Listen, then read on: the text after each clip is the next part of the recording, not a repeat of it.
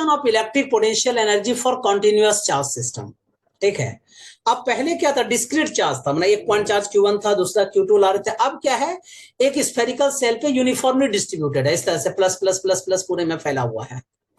ठीक है, और आपको DQ चार्ज इन्फिनिटी से किसी पॉइंट पर लाना है। ठीक है, ये देखो चार्जेस हम लोग ला रहे हैं इधर से। तो कहता है कि finding the self energy of uniformly charged spherical shell. तो भाई पोटेंशियल एनर्जी निकालना, इसका मतलब वर्क डन निकालोगे। तो वर्क डन इक्वल टू क्या होता है, चार्ज इंटू पोटेंशियल, मतलब V final minus V initial. Yes और नो?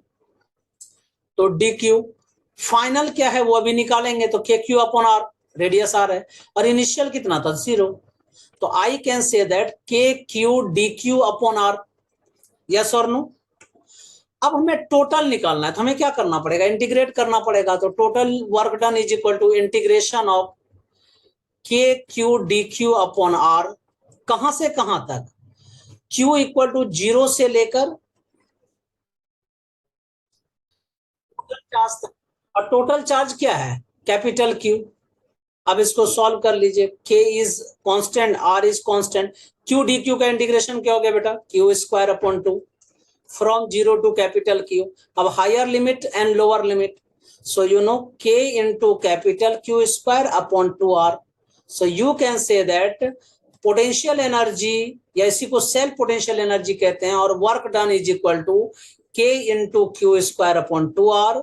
इसको ऐसे भी लिख सकते हैं, K का वैल्यू क्या होता है, 1 अपॉन 4 पाई एप्सिलॉन नॉट, तो Q स्क्वायर अपॉन 4 टू जा 8 पाई epsilon not R। means potential energy of a uniformly charged spherical shell is equal to Q square upon 8 pi epsilon naught R। very very important formula, मैं यहां पे star बना देता हूं। ठीक है, next, a spherical shell of radius R with uniform charge Q is expanded to a radius 2R। पहले इसका रेडियस कितना था, R था, अब कितना हो गया, 2R हो गया। Find the work performed by the electric forces and external agent against electric forces in this process। हमें क्या करना है, एक्सटर्नल वर्क डन निकालना है। तो final potential energy minus initial final potential energy, तो Q स्क्वायर अपॉन 2R हो गया ना, तो 4 4 जा 16, तो 16 पाई epsilon not R minus Q square upon 8 pi epsilon not R। You know Q square is common, अब एलसीएम ले लीजिए, 16 हो गया, 2 and 1 तो 1 हो गया ना, तो you know minus Q square upon 16 pi epsilon not R answer. पूछा गया है कि इलेक्ट्रिक वर्क डन बताइए। ठीक है, तो मैंने क्या बताया था कि जो अपोजिट होता है एक्सटर्नल पोटेंशियल का निकाल के उसका उल्टा कर दीजिए, मैंने UI माइनस UF कर दीजिए, मैंने माइनस की जगह क्या हो जाएगा, प्लस हो जाएगा, तो Q square upon 16 pi epsilon not R। Paper में ये सब कैलकुलेट करने मत बैठ जाना, सिर्फ एक्सटर्नल निकालना, उसका नेगेटिव करके आंसर कर दीजिएगा।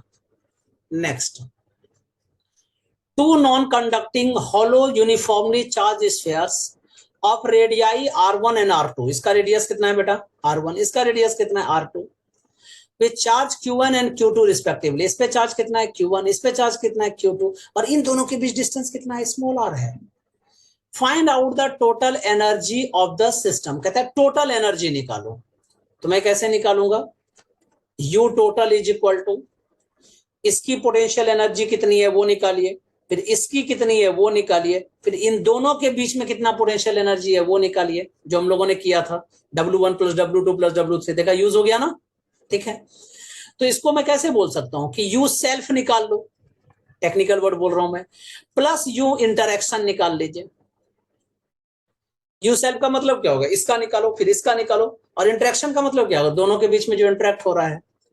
तो इसका सिर्फ निकालेंगे तो क्या लिखोगे, Q square upon 8 pi epsilon not R1, plus इसका लिखेंगे तो क्या लिखेंगे, माना R1 ऐसा लिखेंगे, इसका क्या लिखेंगे, Q square upon 8 pi epsilon not R2। अब इन दोनों के बीच कितना काम करेगा जी, तो Q1 into Q2 upon 4 pi epsilon not R। Yes और no, this is your final answer. Next, two concentric spherical shells. तुम देख रहे हो क्वेश्चन का मैं तरीका काफी चेंज करता रहता हूं और काफी वेरिएशन है।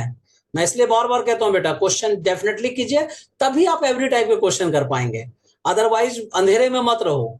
इसलिए जो सिलेक्शन रेट बहुत सारे कोचिंग और बहुत जगहों का लोगों का देखते हो ना 0.001% होता है, इसलिए होता है क्योंकि वो दिखाने के लिए पढ़ा रहे होते हैं या देखने के लिए बच्चा पढ़ रहा होता है।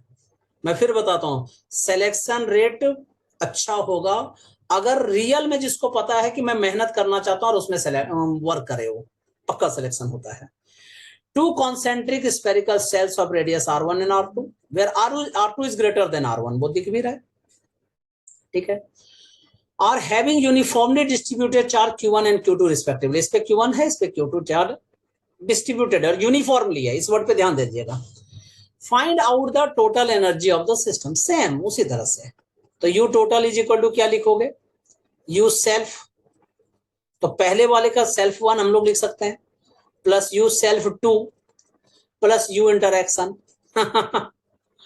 यस और नो, यू सेल्फ 1 क्या हो जाएगा, मतलब इसके लिए क्या लिखेंगे, तो q1 स्क्वायर अपॉन, ठीक है, 8 पाई एप्सिलॉन नॉट r1।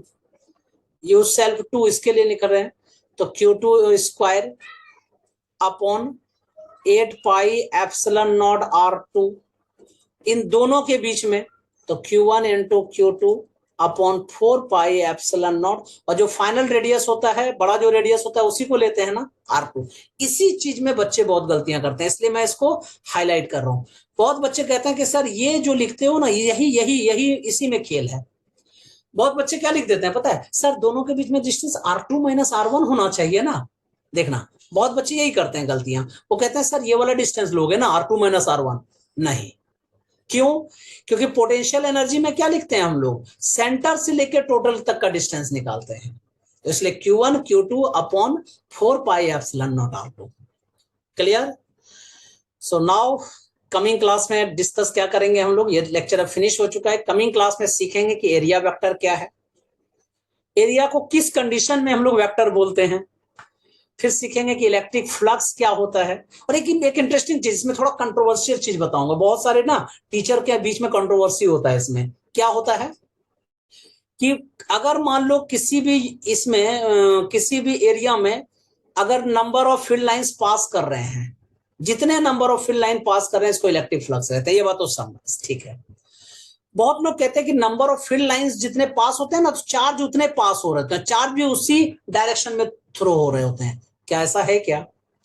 याद रखना, मैंने इलेक्ट्रोस्टैट टॉपिक में पढ़ाया था, इलेक्ट्रोस्टैटिक्स में मैंने लिखा भी था some author telling to like this, और मैं क्या बोलता हूं उसमें मैंने अपनी बातें बताया था।